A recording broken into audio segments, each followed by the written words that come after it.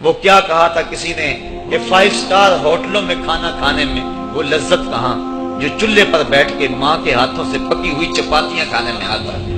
عالی جناب حضرت صاحب کیا کیا اسٹیٹ سیکرٹری نام لیتے ہیں، لیکن وہ لطف کہاں جو ماں اوئے ببلو اوئے پپو اور اوئے مٹھو کہہ کے پکارتی ہے۔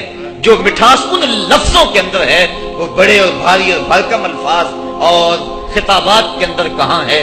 اونچی کرسی پہ بیٹھنے کا وہ لطف نہیں ہے جو ماں کے قدموں میں بیٹھنے کا ہے۔ اللہ نے ماں کے روپ کے اندر ایک محبت اور ایک الفتوں کا ایک ایسا دریا دیا ہے کہ جس کے اندر انسان جب جاتا ہے تو اس کے دکھوں کے سارے میل دھل جاتے ہیں اور وہ بالکل آسودہ ہو جاتا ہے۔ یہ ماں کا روپ ہے، یہ ماں کا پیار ہے۔ اللہ تعالیٰ جل شانہ نے ایسا رشتہ ماں کی صورت میں پیدا کیا ہے۔ جنت کی چھاؤں کا دنیا کے اوپر روپ ہے ماں کی ذات، کہ دنیا پر ماں کے پیار کا بدل نہیں ہے۔ میں کہا کرتا ہوں آج کوئی شے بھی خریدنے نکلے تو آپ وثوق سے نہیں کہہ سکتے یہ خالص ہے۔ ہر شے 2 نمبر دستیاب ہے، ہر شے میں ملاوٹ ہے، لیکن ایک چیز آج بھی ملاوٹ سے پاک ہے اور وہ ماں کا پیار ہے۔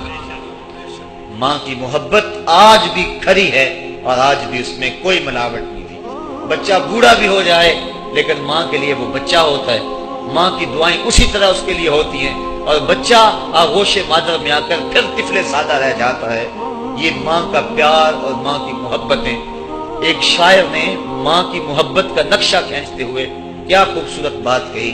وہ کہتا ہے مدت ہوئی میری ماں نہیں سوئی تابش، میں نے ایک بار کہا تھا مجھے رات کو ڈر لگتا ہے۔ کہا سحری کے وقت میں نے ایک بار اٹھ کے رات کو چونک کر کہا تھا مجھے رات کو ڈر لگتا ہے۔ مدت ہو گئی اس بات کو، یہ قصہ پرانا ہو گیا ہوا ہے، مجھے بھی بھول گیا ہوا ہے، لیکن میری ماں رات کو نہیں سوتی میرے بیٹے کو کہیں ڈر نہ لگ رہا۔ یہ ماں کے پیار کا روپ ہے۔ علامہ اقبال جب ان کی والدہ انتقال کر گئیں تو وہ دیار غیر میں تھے، تو اس وقت انہوں نے ایک طویل مرثیہ لکھا اپنی ماں کی یاد میں جس کا عنوان ہے والدہ مرحومہ کی یاد میں۔ اس کے اندر لکھتے ہیں آہ اب وطن میں ہوگا کس کو میرا انتظار، آہ وطن میں ہوگا اب کس کو میرا انتظار، کون میرا خط نہ آنے سے رہے گا بے قرار، آرزو لے کر تیری خاک مرکت پہ آؤں گا، اب دعائے نیم شب میں کس کو میں یاد آؤں گا۔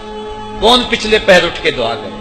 ہر ایک سے کہنا پڑتا نا جناب دعا کرنا، مولوی صاحب سے بھی عرض کرنا پڑتا حضور دعا میں یاد رکھنا، پیر صاحب سے گزارش کرنا پڑتی ہے جناب مجھے دودھ راتوں میں اور چاندنی راتوں میں مجھے یاد رکھنا۔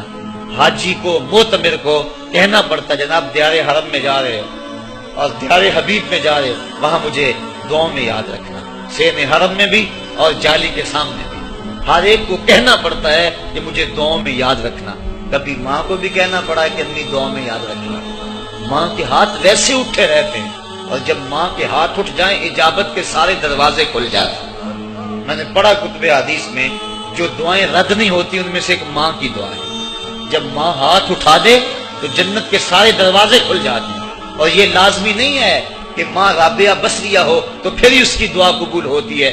اپلے تھاپتی ہوئی ماں اور لیپا پوتی کرتی ہوئی ماں جو ہے وہ مٹی سے بھرے ہوئے ہاتھ اٹھا دے تو اللہ ان ہاتھوں کو بھی خالی نہیں موڑتا۔ ماں جب بولتی ہے تو اس کے لہجے میں جبریل بولتا ہے، ماں جب مسکراتی ہے لگتا ہے جنت کی ساری کلیاں کھل اٹھی ہیں۔ ماں کے چہرے کی رونق اور ماں کے چہرے کی جو ہے وہ خوشی بیٹے کے دل کو حقیقی قرار اور حقیقی تسکین دیتی ہے۔ جو ٹھنڈ ماں کے ساتھ نصیب ہوتی ہے وہ کائنات میں کسی اور جگہ پہ نہیں ہے۔ جو گھنا سایہ ماں کے دامن میں ہے وہ کسی اور جگہ میسر نہیں ہو سکتا ہے۔ تو ماں کا بچھڑ جانا، اس دنیا سے چلے جانا، یہ ایسے ہی ہوتا ہے جس طرح کوئی بندہ گھنے سائے میں کھڑا ہو تو اچانک اس کو دھوپ میں کھڑا کر دیا جائے، پھر اسے پتا چلتا ہے کہ کتنا گھنا سایہ تھا۔ جس طرح درخت ساری دھوپ اپنے اوپر سہتا ہے اور جو اپنے نیچے کھڑا ہو اس کو ٹھنڈک دیتا ہے، اسی طرح ماں باپ سارے دکھ اپنے اوپر سہتے ہیں لیکن اپنی اولاد کو ٹھنڈک پہنچاتے ہیں۔ ماں باپ کے اس دنیا سے چلے جانے کے بعد پتا چلتا ہے کہ میں کتنی گھنی چھاؤں سے اس کڑاکے دار دھوپ میں آ گیا ہوں، اور میری زندگی کے اندر کتنے دکھوں کا زہر گل رہا ہے۔ جو زہر پہلے ماں ہمارے قریب نہیں آنے دیتی تھی، جو باپ ہمارے قریب نہیں آنے دیتا تھا، وہ اپنی باہوں میں اور اپنے سینے میں ان غموں اور دکھوں کو سمیٹ لیا کرتے تھے۔ تو ماں کا بچھڑ جانا ماں کا اس دنیا سے چلے جانا یہ بہت بڑا سانحہ ہوتا ہے۔